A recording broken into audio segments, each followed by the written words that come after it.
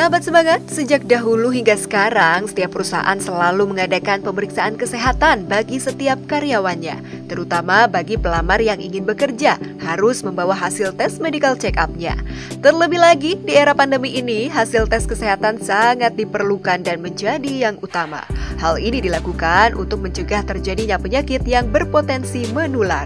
Medical check-up karyawan adalah pemeriksaan kesehatan yang dilakukan terhadap karyawan atau calon karyawan di tempat kerja. Pemeriksaan kesehatan ini bertujuan untuk mendeteksi gangguan kesehatan akibat aktivitas dalam pekerjaan atau yang dapat memengaruhi kemampuan dalam menjalani pekerjaan. Dikutip dari Alo Dokter, hal ini penting agar perusahaan dapat menentukan kemampuan karyawan dalam melakukan suatu pekerjaan berdasarkan kondisi kesehatannya, sekaligus mencegah penyakit atau kecelakaan yang mungkin ditimbulkan akibat bahaya atau kondisi tertentu pada lingkungan kerja. Sementara bagi perusahaan, medical check-up karyawan dilakukan untuk mengetahui kondisi kesehatan karyawannya, baik perkembangan kesehatannya maupun tren penyakit terbanyak di perusahaan tersebut, serta untuk meningkatkan produktivitas kerja. Terjaminnya kesehatan karyawan yang didukung dengan lingkungan kerja yang aman tidak hanya memengaruhi kinerja dan produktivitas karyawan, tapi juga mempengaruhi produktivitas dan reputasi perusahaan secara keseluruhan.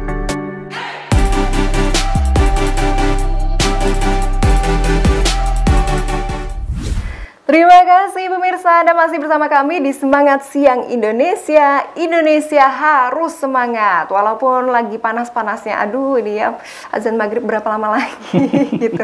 Kita masih harus semangat karena ini waktunya kita membahas hal yang sedang viral di media sosial bersama narasumber yang berkompeten di bidangnya. Masih bersama kami Dr. Tony dari Rumah Sakit Anissa Cikarang. Beliau adalah penanggung jawab medical check-up. Kita dalam episode kali ini pemirsa membahas yang namanya medical check-up, karena medical check-up itu penting bagi sahabat semangat yang misalnya mau bepergian ke luar negeri ya dok ya, kemudian yang mau masuk perusahaan atau instansi tertentu. Sekarang ini lagi ramai semua perusahaan pakai medical check up ya, saking harus tepatnya rekrutmen itu mereka menempatkan para pelamar ini kepada job desk yang tepat. Ini harus pakai medical check up.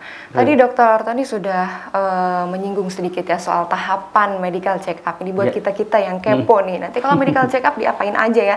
Tadi ada pemeriksaan anamnesa ya dok ya, wawancara gitu. Gak usah takut ya diwawancara sama dokter ya. Enggak, dokternya baik-baik kok. Kalau tipu-tipu juga dokternya tahu ya? Tahu. Pasti tahu. Pasti tahu. Ada tesnya lagi untuk mengecek dia nipu apa tidak. Jadi relax aja mungkin gitu ya. Kalau sedang diwawancara sama dokter. Kemudian tahap berikutnya ada pemeriksaan fisik dari ujung rambut sampai ujung kaki ya. Menyeluruh gitu. Kemudian ada apa lagi dok tahapnya? Sebetulnya kita mulai dari persiapan dulu kali ya Mbak Dita. Kita masuk ke medical check up, kita harus mempersiapkan diri dulu. Baik. Nah, apa sih yang harus kita persiapkan sebelum melakukan medical check up? Gitu, yang pertama, kita harus istirahat yang cukup. Istirahat yang cukup ya, kurang lebih 8 jam lah tidur dalam 24 jam supaya saraf-saraf kita rileks. Jadi kalau kita melakukan tensi kita dalam kondisi yang normal. Seperti itu. Jadi kalau kita melakukan aktivitas yang berlebihan, itu bisa menyebabkan tensi kita jadi naik. Nah, kalau ini bukan mitos ya dok ya? Iya, kalau itu fakta, betul. Jadi kita harus cukup istirahat, kemudian harus minum air putih yang cukup. Air putih yang disarankan itu 2-3 liter per hari. Baik. Soalnya ini akan berpengaruh terhadap hasil urin. Di pemeriksaan check up itu kan ada pemeriksaan tambahnya, pemeriksaan urin. Jadi dengan kalau kita kurang minum itu kelihatan tuh di urinnya. Dia akan berwarna lebih kuning, lebih pekat kayak gitu. Kemudian tidak boleh makan makanan yang tinggi lemak sama tinggi garam. Soalnya itu akan mempengaruhi juga hasil lemak darah di medical check up kita. Ngaruh sekali ya dok ya? Iya, ngaruh sekali. Kemudian yang terakhir, tidak boleh melakukan aktivitas fisik yang berlebihan dalam 1 kali 24 jam. Kemudian kita juga harus mempersiapkan diri kalau misalnya dibutuhkan gula darah puasa. Berarti kita kan harus berpuasa 10-12 jam sebelum melakukan medical check up. Kemudian medical check up disarankan pada waktu pagi hari supaya kita mendapatkan hasil yang optimal. Karena di pagi hari itu tubuh kita masih fit. Kita belum melakukan aktivitas-aktivitas yang lain yang bisa mempengaruhi hasil medical check up kita. Itu Mbak Dita, itu persiapannya. Itu persiapannya ya. Sekarang Ya. kita maju ke tahapan berikutnya dok. Ya. Ketika kita melakukan medical check up, Ya. terutama di Rumah Sakit Andisa Cikarang ya. Ya. Apa saja yang akan diperiksa Yang dilakukan oleh ya Mbak Dokter Dita. Tony? Oke, kita mulai dari anamnesa. Anamnesa itu adalah pengumpulan informasi yang sebanyak-banyaknya. Jadi kita bisa gali informasi yang sebanyak-banyaknya terhadap kondisi karyawan atau calon karyawan yang akan kita medical check up tersebut. Gitu ya Mbak Dita. Yang pertama, kita bisa menanyakan saat ini dia punya keluhan apa tidak, dalam kondisi fit, demam atau tidak. Soalnya itu juga akan berpengaruh terhadap hasil. Misalnya dia lagi flu, itu bisa akan kelihatan di hasil leukositnya meningkat, seperti itu. Itu nanti dilanjutkan atau tidak dok kalau misalnya sedang? Kalau hasil leukositnya masih di bawah 15.000, kalau kita masih dalam batas yang normal ya. Tapi kalau di atas 15.000 angka leukosit tersebut, kita akan sarankan ke dokter penyakit dalam untuk melakukan pemeriksaan selanjutnya.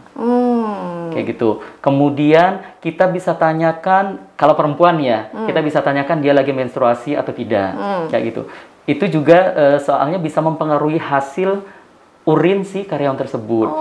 Misalnya kalau si calon karyawan tidak menginformasikan dia lagi menstruasi apa tidak, kemudian kedetek di urinnya banyak darah, itu kan jadi suatu pertanyaan. Apakah ini ada suatu kelainan kah? Ada gangguan ginjal kah? Ada infeksi saluran kencing kah? Seperti itu kan jadi suatu pertanyaan besar. Tapi kalau dia lagi menstruasi, oh cocok, nggak apa-apa. Emang dia lagi menstruasi, kita cuma sarankan di bagian akhirnya nanti ganti pembalut yang rajin, jaga hygiene kewanitaannya yang benar, seperti itu. Baik. Kemudian kita bisa mengumpulkan informasi riwayat kesehatan keluarga, Mbak Dita. Misalnya, apakah si karyawan atau calon karyawan tersebut memiliki orang tua yang punya riwayat diabetes atau punya riwayat hipertensi. Soalnya si sakit-sakit tersebut yang saya sebutkan, hipertensi atau diabetes tersebut bisa diturunkan ke karyawan tersebut. Jadi dengan medical check up kita bisa melihat potensi-potensi penurunan sakit tersebut kepada karyawan. Itu Mbak Dita. Kemudian ini langsung ke pemeriksaan fisik langsung Mbak Dita. Ya boleh, lanjutkan saja dokter. Kita semakin kepo nih. Agak panjang ya. Ya udah, langsung kita masuk ke pemeriksaan fisik. Pemeriksaan fisik itu kita lakukan pemeriksaan dari head to toe, dari atas, dari ujung kepala sampai ujung kaki. Contohnya mata. Kita bisa melihat si karyawan atau calon karyawan ini ada penurunan ketajaman penglihatan apa tidak, kayak gitu. Contohnya ada perusahaan-perusahaan yang dalam pengerjaannya dia membutuhkan ketelitian. Jadi dia tidak menerima calon karyawan yang ketajaman penglihatannya terganggu, kayak gitu. Jadi kita harus concern banget juga dengan kondisi visus ini. Kemudian di segmen pertama tadi kita udah bahas tentang buta warna ya sedikit ya Mbak Dita. Jadi kita juga harus cek kondisi mata si karyawan di buta warna apa tidak, kayak gitu. Terus turun ke kepala, bisa ke dada, kemudian ke perut, kemudian sampai ke kaki, sampai ke refleks sarafnya. Dia dalam kondisi sehat apa tidak, kayak gitu. Baik. Kemudian terakhir masuk ke pemeriksaan penunjang.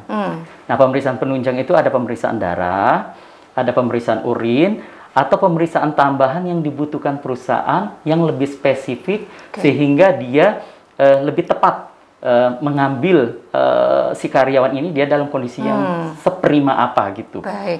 Contohnya ini dok, kata dokter pemeriksaan darah ya. Langsung di kepala kita ini, wah darah kita mau diambil. Di berapa banyak sih dok biasanya darah yang diambil? Tenang, darah itu nggak diambil banyak kok, paling juga 2-3 cc.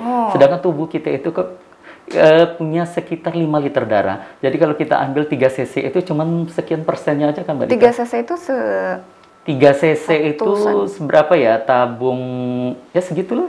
Pakai spek 3 cc itu sedikit sekali kok. 1 sendok juga enggak. Iya. Nggak usah takut jadi. Jadi nggak usah takut ya. Sedikit kok yang diambil. Lanjut dok, lanjut. Jadi apa saja yang pemeriksaan tambahan ya. Baik. Nah, pemeriksaan tambahan yang dibutuhkan si perusahaan bisa dia minta pemeriksaan EKG, ekokardiografi untuk pemeriksaan kondisi jantung si pasien. Kalau dia mau lebih dalam, dia bisa melakukan echo echo itu pemeriksaan khusus untuk jantung juga. Kemudian ada pemeriksaan USG. USG ini dia lebih detail untuk melihat organ-organ yang ada di rongga perut. Contohnya untuk melihat hati, untuk melihat ginjal, untuk melihat apakah dia ada batu saluran kemih atau tidak. Itu lebih sensitif di USG. Jadi nggak hanya untuk kandungan saja ternyata USG. USG mah luas, untuk organ-organ yang lain juga bisa dipakai. Kayak gitu, Mbak Dita. Kemudian pemeriksaan tambahan misalnya untuk karyawan yang bekerja di maintenance atau di daerah mesin yang kebisingannya tinggi. Biasanya perusahaan minta tambahan untuk periksa odometri, kondisi telinganya seperti apa. Kemudian contohnya untuk perusahaan yang bergerak di bidang bahan kimia atau paparan debunya tinggi, contohnya pabrik genteng, pabrik keramik. Biasanya mereka minta calon karyawannya untuk periksa pemeriksaan spirometri untuk mengecek kondisi paru-parunya seperti apa. Kayak gitu. Nah, dari hasil anamnesa, pemeriksaan fisik, pemeriksaan tambahan tersebut, kalau sudah jadi kita gabungkan, kita rangkum, baru kita bisa analisa kondisi-kondisi apa saja yang menjadi warning terhadap si karyawan atau calon karyawan tersebut. Baik, ngomong-ngomong soal pemeriksaan khusus, ada juga pemeriksaan khusus untuk COVID-19 kan dok ya, di Rumah Sakit Anissa? Ada. Nanti kita akan ngomongin usai jeda ya. Baik. Jangan kemana-mana, sahabat semangat, tetaplah bersama kami dan juga Dr. Tony. Nanti usai jeda kita akan bahas lebih jauh lagi ya. Di Semangat Siang Indonesia, Indonesia harus semangat. Harus semangat.